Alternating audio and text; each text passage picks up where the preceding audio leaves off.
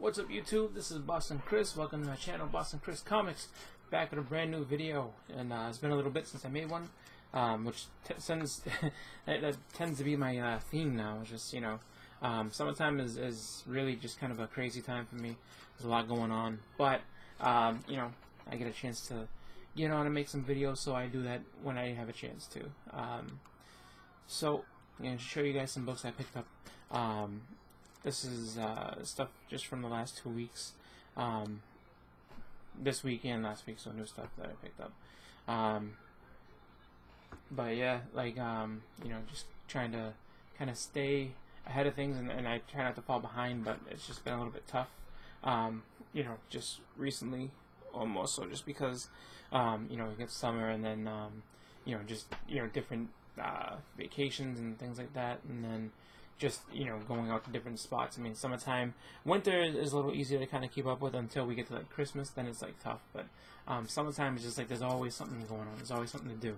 Someone's having a barbecue, someone, last week was, like, inferno hot up here. It was ridiculous. And my wife's aunt has a pool, so we went down to their house and just kind of beat the heat that way just because it was so hot.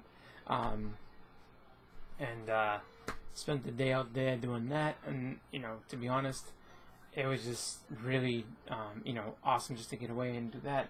And then Sunday just didn't have the motivation to do it, just was kind of tired, and didn't get around to it. And then this week's just been kind of busy, so got a chance though, doing it now. So gonna start this off with the books. So here we go. First up, we have Silver Surfer Black #2. This has been a fun story so far. Donny Cates is doing some good stuff. I said before that the art is kind of, the art's different from my taste. I'm not really a huge fan of the way that this is drawn. I know some people are like, no, this is amazing, you gotta check it out. And it's definitely like more abstract than what you'd see in regular comics, but the story is very strong, and that's the one thing I can say. Donny Cates is a really good writer, and to the point of that, like, sometimes if the writing is strong enough, it keeps you engaged in the story, even though the art can be kind of crazy at times. And this one, it's not the worst art I've ever seen. It's not like, oh my god, this is terrible, because it's not that bad. It's just some things are drawn in some really weird, like, perspectives and really weird ways that kind of make it be like, oh, that's kind of like, I wouldn't have expected to see that. I'd be honest with you, like, I would like to see them go back to like a just more traditional Silver Surfer. Like, Silver Surfer hasn't been drawn in a traditional way, like in a good traditional way in his own title, for a while now. I mean, just nothing against it, but I just want to go back to, like, what he used to look like and everything. But anyway, like I said, still a fun story, still, worth reading, so definitely check that one out. Next we have Batman. This is issue number 75, and this, I'm pretty sure, is the end of the Tom King run. So following this, Tom King is not writing on this book anymore, which, is kind of just, I don't know, bittersweet point for me, because I've loved the story since I started it out, in the beginning of Rebirth, and have kind of gotten to, now we're up to 75, so if this is like, if he's not on it anymore, I mean, if the new writer's good, I'll stick with it, but if the story's not, going by the wayside, gotta cut it off and be done. But we'll see.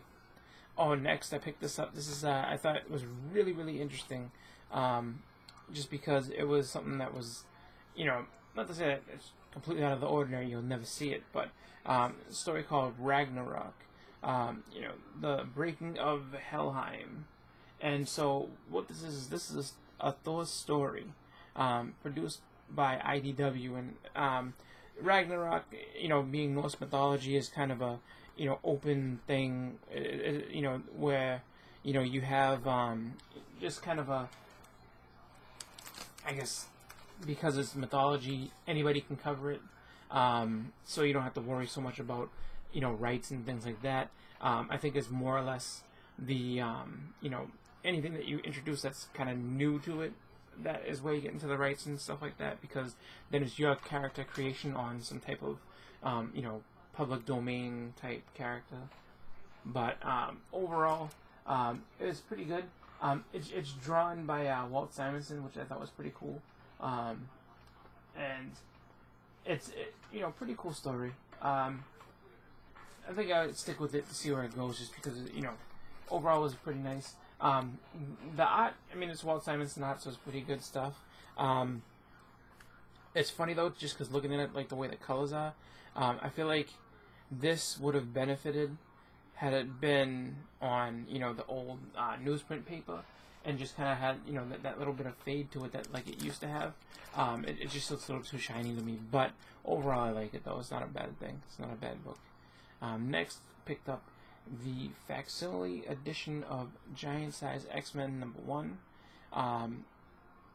I saw this and I was like, yeah, I'm picking it up, because to be honest, it's probably the only way outside of some type of crazy deal or an incredible find or just any number of different just improbable situations that I'll end up owning that book.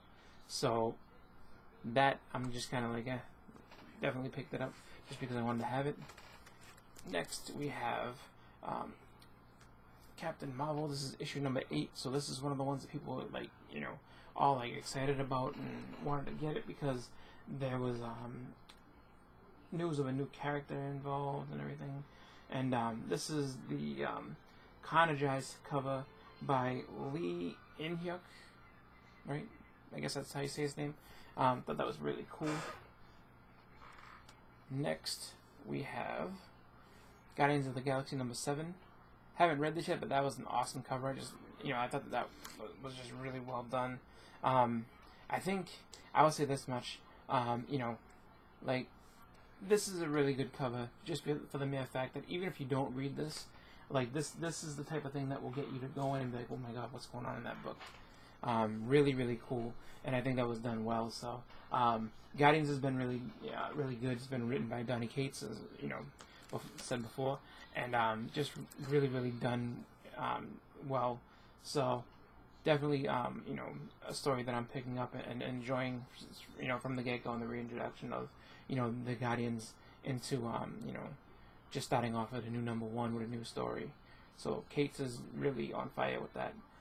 Next we have Jane Foster Valkyrie. So this is the first issue of her, actually taking on the mantle of Valkyrie, and just basically her own ongoing title. This follows the events of the, oh my god, the whole War of the Realms story, where she became Valkyrie. So definitely cool to pick up, and if you're into that, Jason Aaron and Al Ewing are writing it and drawing it, so really good stuff, really good art. Jason Aaron is known to be doing some pretty good Thor stories, so if you're into Thor or that Thor type universe, good stuff. I would recommend it. Next we have, this is Flash #75, so the year 1 finale. So this is more that Barry Allen story. I'm sorry, not Barry Allen, the Wally West story, where he's basically now become kind of like a villain. So definitely cool, and again, it's been a story that I've listened to. I would say that I've read since the start of the whole rebirth and everything.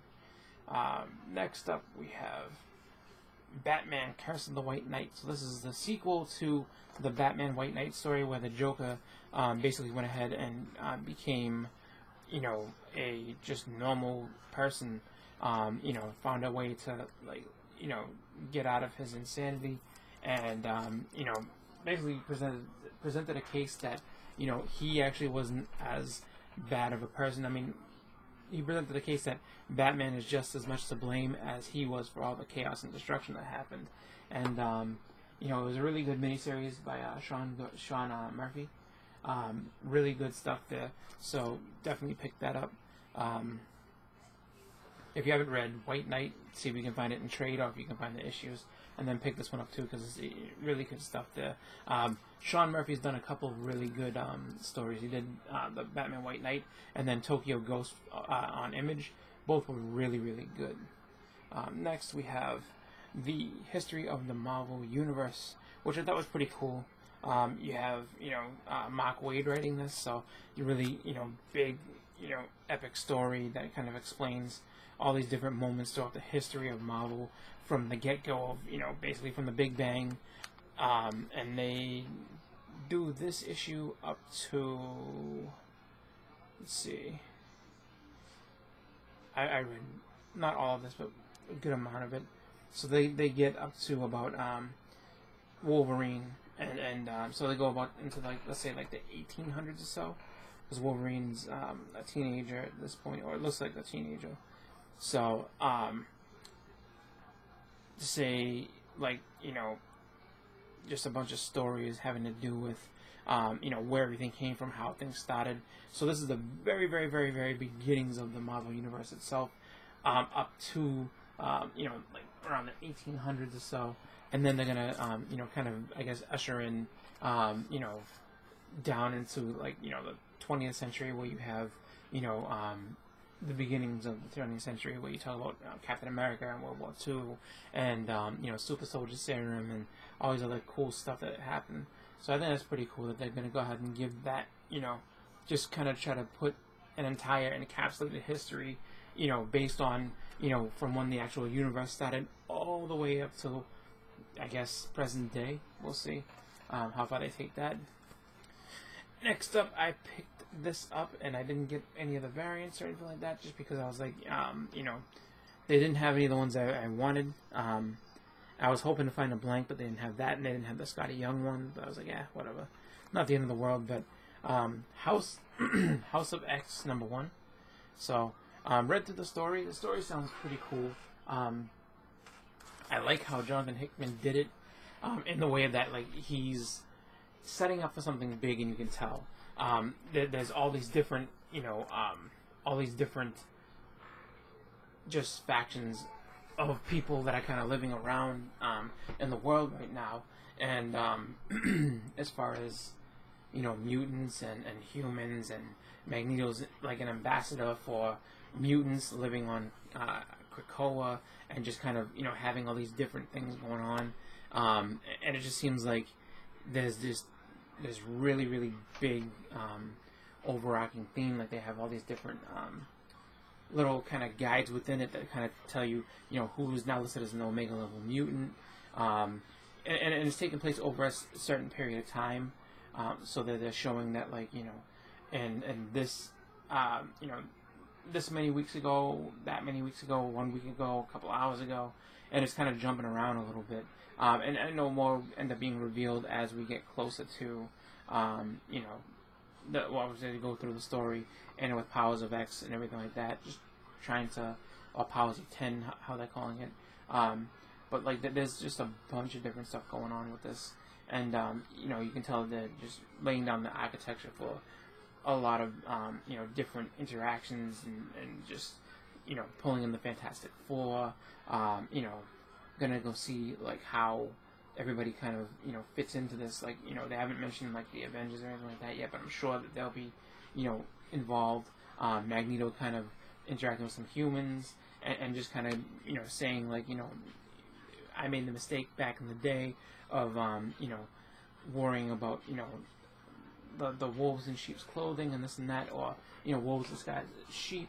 He's like, but the truth is, you're all wolves, and just kind of saying that he knows that all humans are dangerous. There's ulterior motives, so it's kind of strange where it's just like, but he reacts with restraint. He doesn't go out and kill the guy like he would have before. So now he's kind of, it's very strange, because you can tell Magneto still has kind of that hostility still there. Charles Xavier looks like, that Reed Richards from, I think it's the, it's either from the Ultimate Universe or from, like, the future, called the Thinker. He looks like, with the Cerebro on his head, looks just like the Thinker. So it's a lot of crazy stuff going on. But definitely, happy for that story. I think it's gonna be really cool. So this is just a jumping off point, and I'm excited for where it goes. I think it's gonna be pretty good. And next, I have a couple of back issues. Like I always say, try to pick up a back issue, just because why not? new stuff is great, but to be honest with you, as I continue collecting and as everything's kind of gotten just kind of crazy as far as from week to week, there's always it seems like there's always a book that comes out, new book that comes out that is just gonna explode in value out of nowhere, and then store ends up selling out of, and everybody's going nuts to try to get it and move it before it drops in value and all the rest of that type of stuff.